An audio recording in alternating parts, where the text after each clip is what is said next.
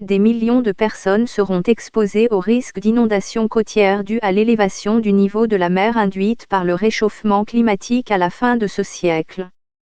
C'est la conclusion d'une nouvelle étude menée par Climate Central, une organisation américaine à but non lucratif.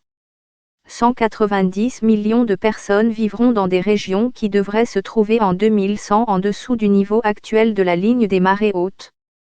Aujourd'hui, le groupe estime qu'environ 110 millions de personnes occupent actuellement ces terres, protégées par des murs, des digues et d'autres défenses côtières. Les recherches de Climate Central, publiées dans la revue Nature Communication, ont cherché à corriger les biais dans les ensembles de données précédemment utilisés pour déterminer la distance à laquelle les côtes intérieures seront inondées. En 2000, l'orbiteur Endeavour a utilisé un instrument radar pour cartographier les hauteurs du globe. Ce modèle 3D de la planète est devenu l'une des principales bases de données d'observation de la Terre la plus utilisée de l'histoire. Mais l'équipe de Climate Central, composée de Scott Culp et Benjamin Strauss, affirme que le précédent modèle souffre de biais qui, à certains endroits, donnent l'impression que le terrain est plus haut qu'il ne l'est réellement aujourd'hui. Ce problème se produit particulièrement dans les endroits où la végétation est dense, comme les forêts. Le radar a tendance à voir la canopée des arbres, et non le sol. Culp et Strauss ont utilisé des informations plus modernes et à plus haute résolution provenant d'instruments aéroportés, laser, pour entraîner un ordinateur à apporter des corrections au modèle numérique d'élévation, MAN, de la navette. Lorsque ce nouveau coastal DEM est utilisé en tandem avec les statistiques démographiques et les dernières prévisions concernant l'élévation du niveau de la mer, il devient évident que beaucoup plus de personnes entrent dans un avenir précaire.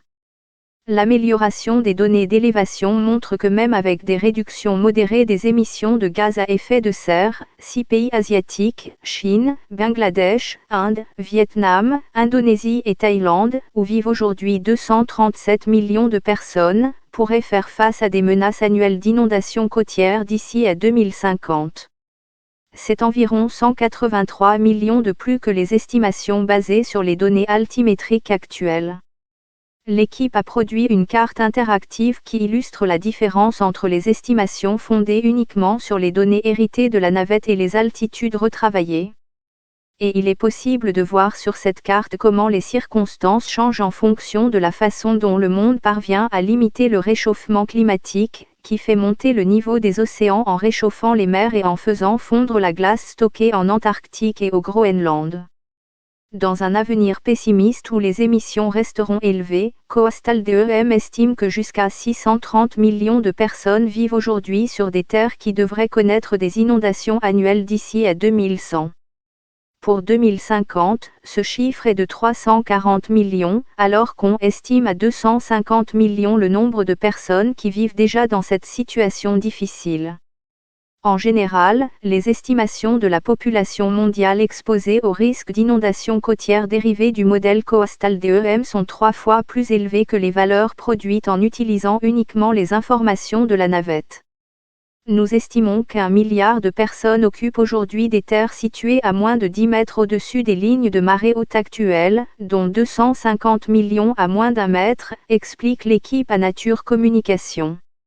Le niveau de la mer a augmenté de plus de 3 mm par an à l'échelle mondiale au cours des dernières décennies, et une accélération de cette tendance est maintenant observable.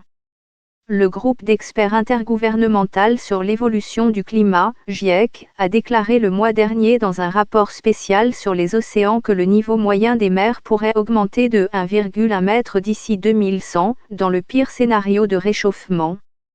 Par exemple, il suppose une population statique dans laquelle la croissance et la migration future ne sont pas prises en compte. Sur une base régionale, l'analyse de Climate Central sera moins surprenante lorsque des levées lidar côtiers sont déjà utilisées pour évaluer les risques d'inondations futures.